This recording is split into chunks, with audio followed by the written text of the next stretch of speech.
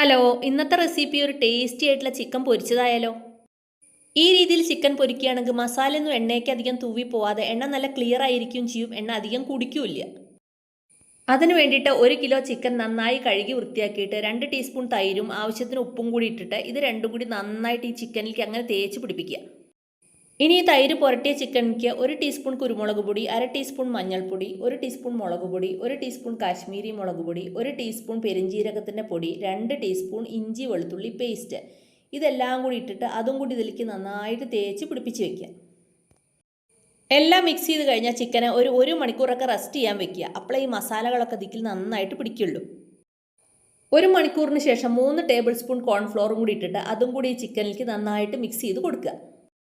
അങ്ങനെ എല്ലാ മസാലകളൊക്കെ പിടിച്ച് റെഡി ആയിട്ട് ഇരിക്കുകയാണ് നമ്മുടെ ചിക്കൻ.